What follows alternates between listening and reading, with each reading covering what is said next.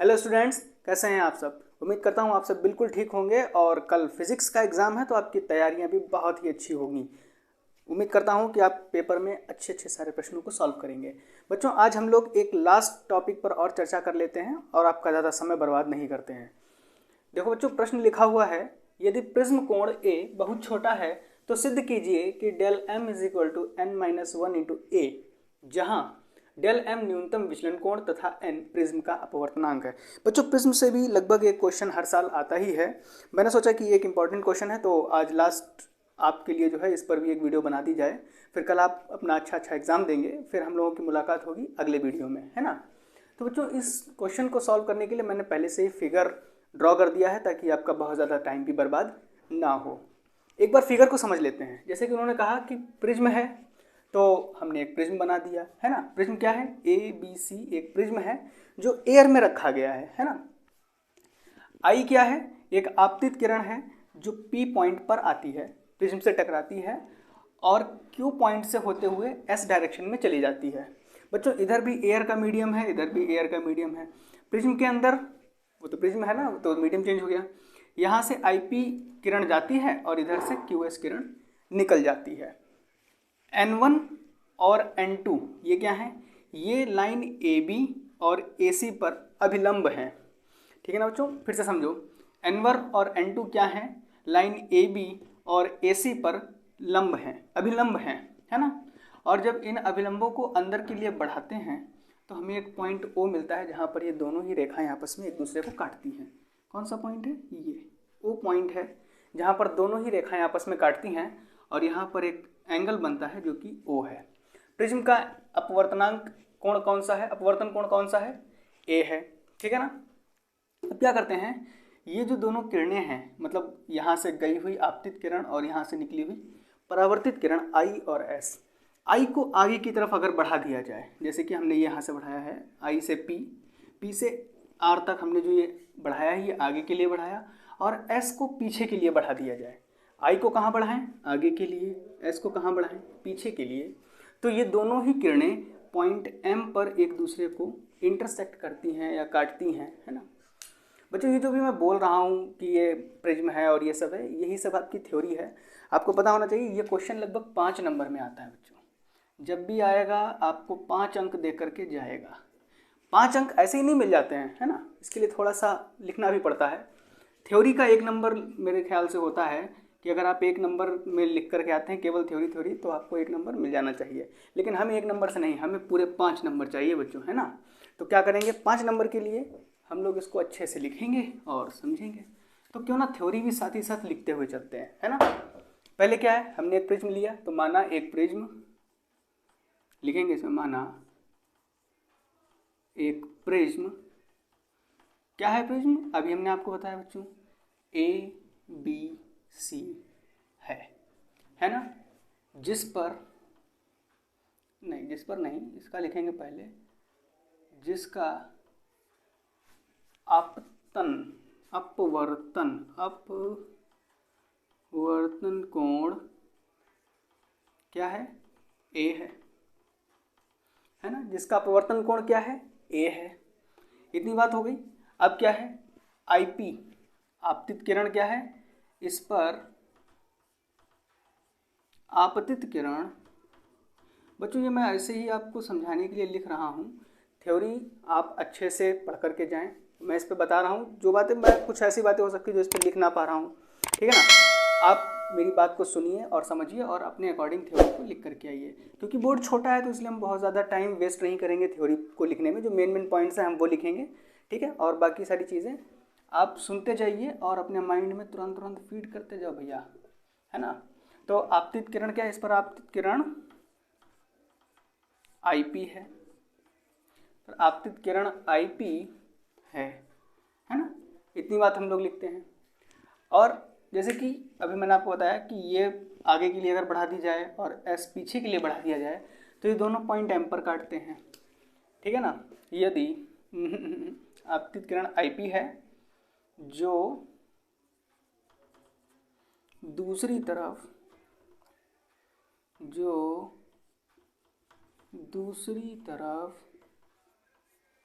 बिंदु Q पर बिंदु Q से निकलती है,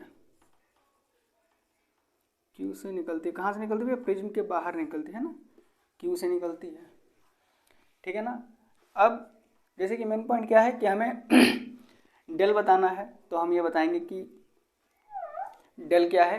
विचलन कोण है, डेल विचलन कोण है। तो इस तरीके से बच्चों आप थ्योरी इसमें लिख सकते हैं, है ना। अब आगे देखते हैं, जो मेन चीज़ है हम वो समझते हैं। I1 और R1 आपको पता है, एक अपवर्तन कोण होता है, एक परावर्तन कोण होता है ना, अपवर्तित और परावर्तित किरणों के लिए। इसी तरीके से I2 R2 क्या है? इस साइड के लिए QS किरण, जो IP किरण थी, मीडियम के अंदर गई, आई मीन टू से प्रिज्म के अंदर गई, और Q पॉइंट से QS किरण बाहर निकलती है ना। IP के लिए आपतन कोण I1 और R1 हो जाएगा, और QS के लिए या SQ के लिए I2 और R2, है ना। अब हम लोग इसको थोड़ा सा इरेज करते हैं और आगे समझते हैं जो हम लोगों के लिए ज़रूरी चीज़ है। थ्योरी तो बच्चों आप लोग याद करके जाइए और इसको ज़रूर लिखिए। हम लोग यहाँ पर सीधा सीधा इसका डेरिवेशन समझते हैं, जो कि हमें लगता है ज़्यादा इंपॉर्टेंट है ना। थ्योरी तो आप लिख देंगे, आखिर यूपी बोर्ड के छात्र लिखने में तो वैसे भी माहिर, है ना। तो अब क्या करते हैं, सबसे पहले हम लोग ट्रायंगल, देखिए बच्चों यहाँ पे एक ये बन रहा है MPQ, MP और Q एक ट्रायंगल बन रहा है। तो हम लोग लिखते हैं त्रिभुज, यहाँ पे लिखे ऐसे करके, त्रिभुज MPQ में, MPQ में क्या लिखेंगे हम लोग? MPQ में ये वाला एंगल है डेल, इसमें लिखेंगे डेल बाह्य कोण है। कैसा कोण है? डेल एक बाह्य कोण है। तो इसका मान कितना हो जाएगा बच्चों? इसके मान की बात करेंगे तो हम इसमें लिखेंगे कि जो डेल बाह्य कोण है, ये कोण MPQ और MQP के योग के बराबर होगा। डेल इज इक्वल टू क्या हो जाएगा? एंगल MPQ यानी कि ये वाला एंगल, है ना। और किसके बराबर होगा ये? MQP के बराबर होगा, ठीक है। इतनी बात समझ में आई। अब इन दोनों कोणों का भी अलग अलग मान रखना है। तो देखो बच्चों, ये जो कोण MPQ है, इसका मान हो जाएगा I1 माइनस R1, है ना। अब बीच में प्लस का साइन लगा है तो भाई प्लस का साइन लगा दो, हमारा क्या जाता है, लिखा है तो लगा दिया। फिर MQP में क्या है? I2 प्लस R2, है ना। जिस तरीके से इधर MPQ के लिए I1 R1, इसी तरीके से MQ और P के लिए क्या हो जाएगा? I2 और R2। इतनी बात समझ में आई। चलिए आगे बढ़ते हैं। अब क्या करते हैं, देखो इसमें I वाले टर्म, सॉरी यहाँ पे 2 होगा, इसमें I वाले टर्म एक तरफ कर लेते हैं और R वाले टर्म को एक तरफ कर लेते हैं, ठीक है। क्या मिलेगा फिर हमें? I1 प्लस I2, है ना। और अब क्या होगा? माइनस का साइन लग जाएगा ना बीच में, और यहाँ पे लिखेंगे R1 प्लस R2। इतनी बात समझ में आई गई। चलिए आगे समझते हैं। अब वो कह रहा है कि हमें क्या चाहिए? डेल M चाहिए। तो भैया डेल M जो होता है, डेल M ये मिनिमम होता है ना, मिनिमम। डेल M क्या है? ये मिनिमम है। विचलन कोण कैसा? न्यूनतम। तो यहाँ पर लिखेंगे न्यूनतम विचलन की स्थिति में, है ना। कभी कभी अंग्रेजी भी बच्चों को पढ़ लेनी चाहिए। न्यूनतम विचलन की स्थिति में। अब न्यूनतम विचलन की स्थिति में क्या होगा भैया? हमारी जो विचलन थी वो क्या थी? उसको हम डेल से शो कर रहे थे, है ना। जब हम विचलन को डेल से शो कर रहे थे, अब न्यूनतम हो गई यानी कि मिनिमम हो गई, तो हम यहाँ पे M लगा दें।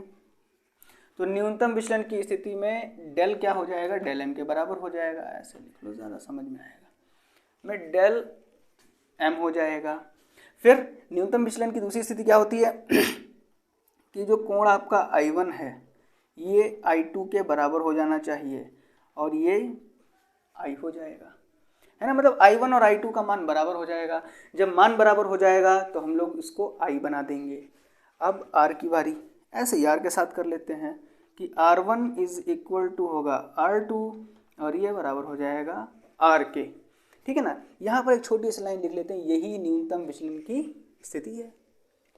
यहाँ पे लिख लो फिर से एक बार ताकि याद रहे, यही न्यूनतम विचलन की शर्त है, यही न्यूनतम विचलन की भैया क्या है, शर्त है। याद रखना, अगर ये नहीं होगा तो न्यूनतम विचलन भी नहीं होगा। क्या नहीं होगा, अगर i और i1 और i2 i के बराबर नहीं हुए, r1 और r2 r के बराबर नहीं हुए, तो न्यूनतम विचलन नहीं होगा, ठीक है ना। इतनी चीज़ आप नोट करिए, फिर मैं अभी आगे बताता हूँ। चलिए बच्चों, आगे हम लोग पढ़ते हैं। इतना आप लोगों ने नोट कर लिया होगा या स्क्रीनशॉट ले लिया होगा। अब आगे लिखते हैं। देखो, जब न्यूनतम विचलन की शर्त हम लोगों ने लिख दी, यही आवश्यक शर्त है ना, तो अब हम आगे क्या कर सकते हैं, इस वाली लाइन को जो del is equal to i1 plus i2 minus r1 plus r2 लिखा है, अब इसमें देखो i1 i2 i के बराबर, r1 r2 r के बराबर, इसमें पुट कर देते हैं तो हमें क्या मिलेगा, del is equal to i1 और i2 ये i ही हो जाएंगे, तो इसको डायरेक्टली 2i लिख देते हैं, इतना तो आप समझदार हैं, माइनस 2r, है ना, इतना लिख देते हैं। कैसे, i 2i हो गया, r1 प्लस r2 2r हो गया, है ना, क्योंकि यहाँ पे दोनों जगह r और i, और ये हो गई हमारी समीकरण 1i, एक आ गई भाई, ठीक। अब अगली समीकरण की बात करते हैं, और ये भी कैसा, ओ देखो हो ही ना गलती, ये तो हमने मिनिमम करना है ना, तो डेल m मिनिमम बोलेंगे। अब क्या करेंगे, थोड़ा सा इरेज करेंगे, फिर इसके आगे पढ़ेंगे। ऊपर से इरेज करना स्टार्ट करता हूँ।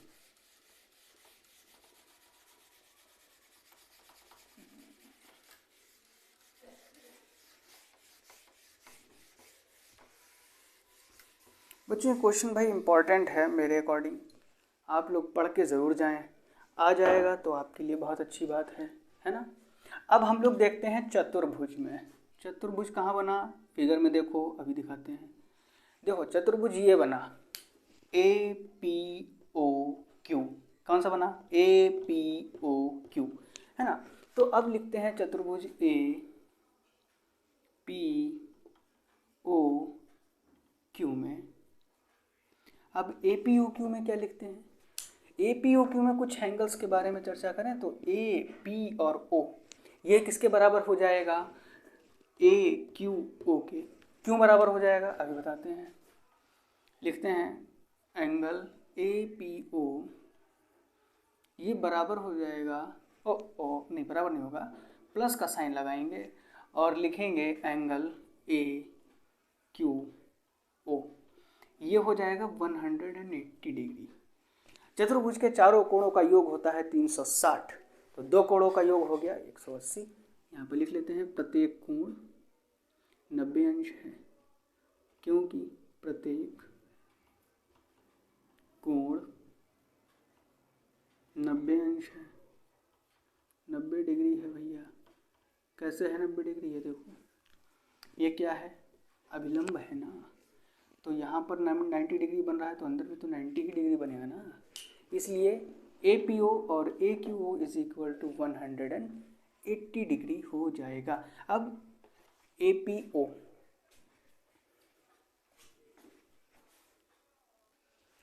इसको थोड़ा ठीक से लिखता हूँ, 90 डिग्री ठीक नहीं देगा, 90 डिग्री।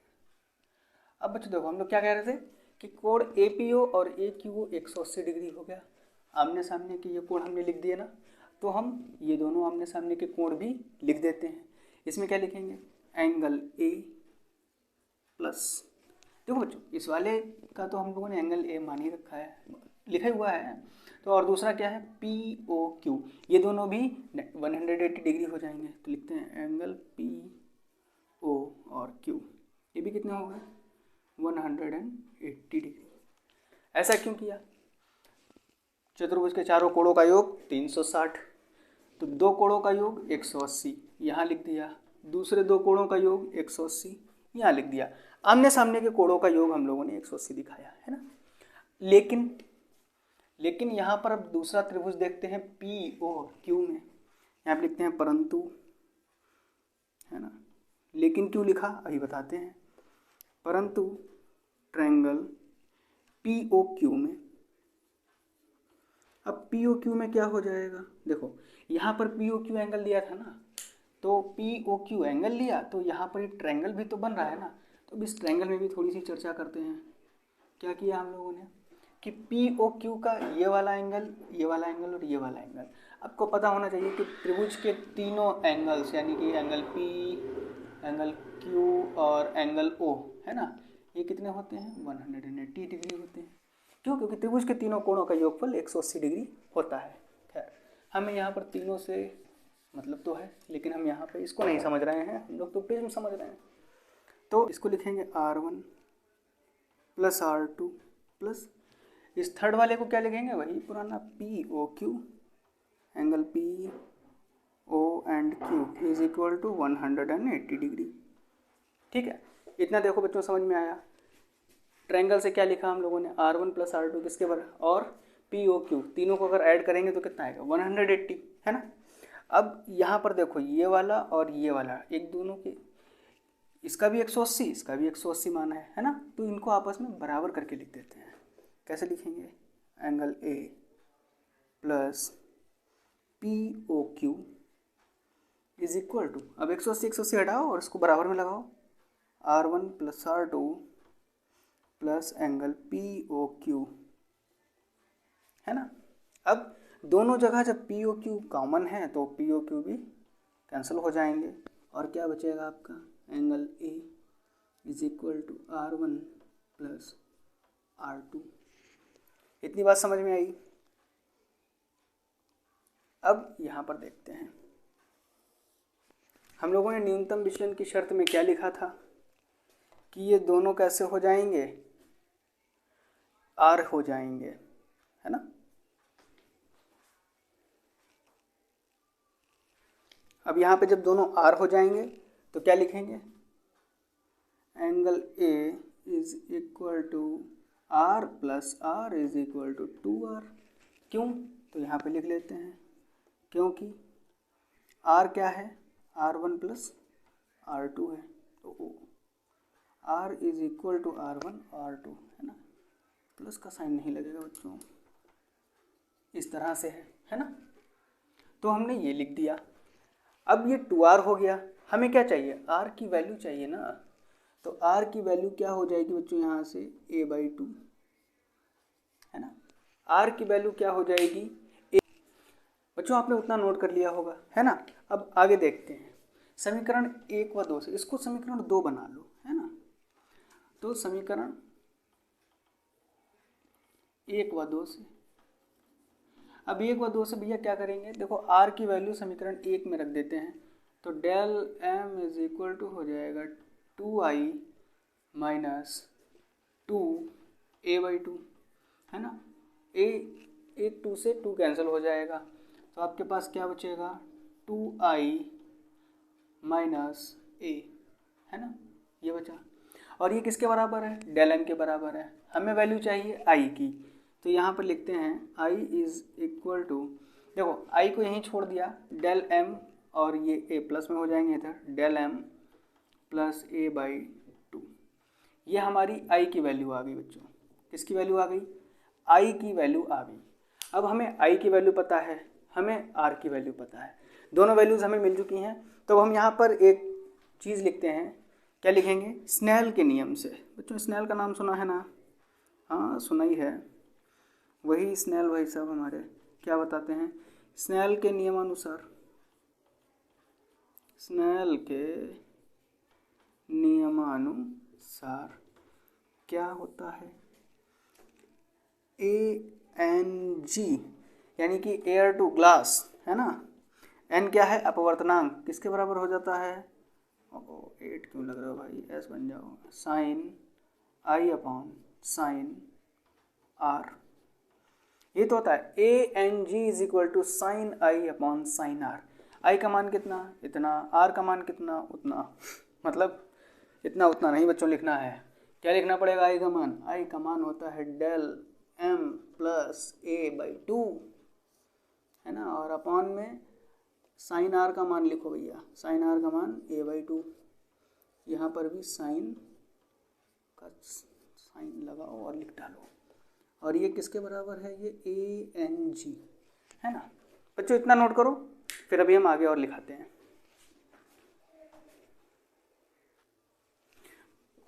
बच्चों आगे देखते हैं, है ना, इसको इरेज करते हैं और आगे देखते हैं। अच्छा ये जो है बच्चों, ये समीकरण 3 थी, है ना, 3 बना लो, इसको क्या जाता है, तो वैल्यू वैसे रखी थी, फिर भी अब सबको इरेज करते हैं और आते हैं अगली कंडीशन पर। बच्चों देखो आप एक बार क्वेश्चन फिर से पढ़ो, उसमें लिखा है यदि प्रिज्म कोण A बहुत छोटा है ना, कोण A छोटा कब होगा, जब प्रिज्म पतला होगा, भाई कोण A हमारा यही तो है, प्रिज्म जब पतला होगा तो कोण A छोटा होगा। तो यहाँ पर लिखते हैं जब, अब ये कंडीशन है, जब प्रिज्म बहुत पतला हो, कितना पतला हो, इतना पतला हो कि जो एंगल A है वो क्या हो जाए, angle A is less then 5 degree. Angle A जो है लेस देन और इक्वल टू, है ना, दोनों लगा लो, मतलब 5 डिग्री से ज़्यादा ना हो, लेस देन A और equal to, sorry, angle A is less than और इक्वल टू 5 डिग्री हो जाए, है ना। जब ऐसा हो जाता है तब इस स्थिति में, अब इस स्थिति में क्या होगा ये भी समझो,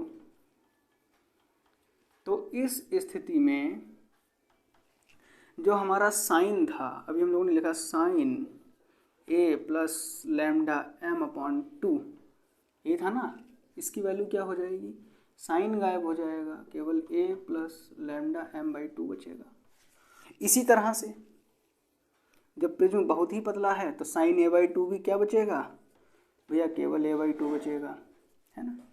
तो अब इनकी वैल्यू हम लोग इसमें पुट करते हैं, किसमें, अभी हम लोगों ने लिखा ना था ANG is equal to sine, sine में क्या A plus delta m upon 2 upon A by 2, sine तो लिखो भाई, साइन A बाई 2, है ना।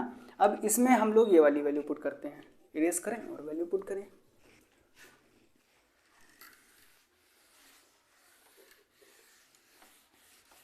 चलो इसको अब क्या लिखेंगे, और ANG इसको n ही लिख देते हैं, है ना। तो n क्या हो जाएगा, n is equal to A plus del m upon 2 upon A by 2, ठीक है ना, यही तो लिखा था, क्योंकि जो अब एंगल A है इसकी वैल्यू 5 डिग्री के बराबर है बच्चों, या फिर 5 डिग्री से भी कम है, इसीलिए हम लोगों ने इसको ऐसे करके लिख लिया। तो इस 2 से ये 2 कैंसिल हो जाएगा, बिल्कुल हो जाएगा, और ये कहाँ आ जाएगा, इसके अपॉन में आ जाएगा। तो n is equal to A plus del m upon A, लाना क्या है, del m is equal to n minus 1A, तो इसको कैसे लिखें, n A हो जाएगा is equal to A plus del m, del m यहीं रहने दो, और इसको लिख लेंगे AN माइनस का A।